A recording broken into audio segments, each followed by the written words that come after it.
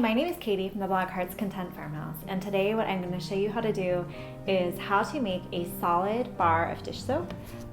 We are going to make 12 bars that look just like this, and they are a solid bar that lasts a really long time that you can use to clean your dishes instead of a liquid dishwashing soap.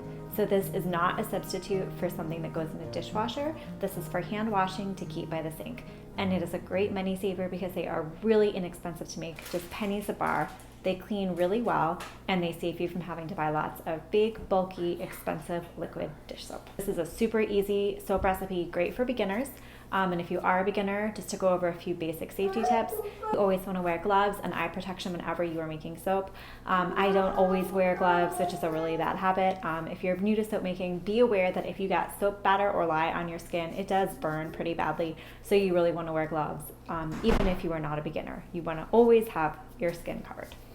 So for this recipe, we don't need many ingredients. We're going to use coconut oil, which is a very cleansing and hard oil in soap making. It's going to be about 94% of this bar. We're also going to use just a tiny bit of castor oil. That is going to help us get really good lather with the soap, but the percentage is going to stay low, which means the soap is going to be mostly cleansing, and it's going to be a really hard bar. So you can see how hard this is, how well it took the mold when we poured it in, and that is because of the high percentage of coconut oil. We're also going to keep the super fat at 1%. So when you make soap, you combine lye and oils, and there's a chemical reaction. The two combine and they form soap. Now, when the lye and oils meet, you can have all of the oils turn to soap, and that would be a 0% super fat, which means there's no oils left over. The lye has transformed every single last molecule of those into soap. That would be very unusual. For most soaps that are used on the skin, they are anywhere between a 5 and 8% superfat, meaning that between 5 and 8% of the oils do not get transformed into soap. They stay as oils mixed throughout the bar to help moisturize your skin. Since this is not a body bar, this is a bar for dishes, our superfat is only 1%, which means if you were to use this on your skin, it would be very harsh and very drying, similar to washing your body with dish soap, not something you would want to do. So it's perfectly safe to use on your hands, but it is going to dry your skin out a little bit the same way any dish soap would. If you want more information about creating a soap recipe and maybe learning how to create your own soap recipe, I'm going to link to you in my description. I have an ebook you can download that explains the properties of different oils and how to create your own recipe. So we are doing coconut oil, castor oil, lye, water, and then I wanted a fragrance for this, and I chose to use essential oils for this just because it was going to get on my dishes and could come into contact with food theoretically. I didn't want to use an artificial fragrance oil. I used orange oil for this. What I like to use is 10x orange, which unlike most essential oils, which don't hold their fragrance very well in soap, the 10x orange oil is very concentrated and it will hold its fragrance really well. So these have a really nice fresh orange scent. We're going to begin by measuring out our lye and our water into separate containers.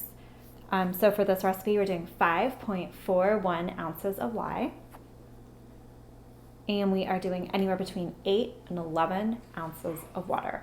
Remember, in soap making, the amount of water is your one flexible ingredient. Everything else has to be precise. So once we've measured them out, you have to combine them. You always add the lye to the water, not the other way around. The best way to remember this is the saying, snow floats on the lake. So the lye goes into the water, you stir it until it dissolves, and the chemical reaction between those two is going to cause this lye water to shoot up really high in temperature. It's also going to give off fumes, so you can do this outside, you can do this near a window, or you can just be really careful. It has to then cool down. So you want to put this in a safe place where no one can accidentally drink it, no one can knock it over, no one can mess with it. You might want to label your cup poison just to be absolutely clear what this is. If someone drinks it, it is extremely dangerous and possibly fatal. If it gets in someone's eyes and splashes on them, it will burn their skin and can cause blindness. This is a really important stage at which you really need to be careful.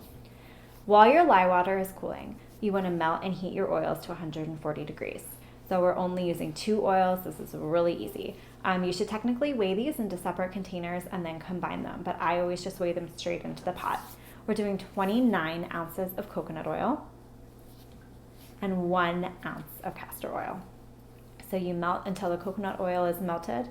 Check the temperature, and when it's 140, you set your oils aside to cool. So now we have 2 components that are cooling separately. We want to wait until they're about 110 degrees. They should be warm but not hot. And this is when we're going to combine them. So when you combine your oils and your water, you need to have your eye protection on because you can splash since we're going to be blending them, and you want to have gloves on. So I'm going to pour the lye water right into the oils, blend with a stick blender, and what we are looking for is something called trace. This is going to happen quickly since we're using a lot of solid oils with the coconut oil. It comes to trace really quickly. And what trace means is when you drag your stick blender through your solution, you're going to see a little bit of trail behind you. That's why it's called trace, because the batter will leave a trace throughout. So once you've achieved trace, you can go ahead and blend your oil or your fragrance in. You can just do it by hand. I chose to do about a tablespoon of essential oils for this. A lot of this is personal preference, just how strongly you want your soap scented. And if you don't want any fragrance, you can just totally leave it out. And once we have done that, we right away have to pour this into the mold because it will start setting up really quickly and start to solidify. So I got these molds from Amazon. They're a silicone mold. And with this recipe, you can use a soap mold that has a lot of detail because there's so much coconut oil. It's going to take the mold really well. It's going to release from the mold really well, and you're going to see a lot of details. So it's totally fine to do a more intricate mold for this. And then they are going to cure for 24 hours. So I like to let them cure for another 2 to 3 weeks, and that just gives them a little bit of extra time to dry out, and they last longer the drier they are. So this is a super simple project. If you want to keep these soaps next to your sink for washing dishes, I would recommend that you get a little, it's called a soap saver, and it helps keep the soap elevated above your soap dish, and that will keep it dry, and it will help it last longer. But again, this is really pennies per bar to make. It saves a lot of money, and it's a great project for a beginner. So all the supplies that I've used in this project, I'm going to go ahead and link in my description box below. And I'll also put a link to the recipe on my blog. So if you want to, you can print it out and work off that. So, thank you. So if you have any questions about this project or about soap making in general, please just leave me a comment, and I will do my best to answer you. Thank you for watching, and have a good day.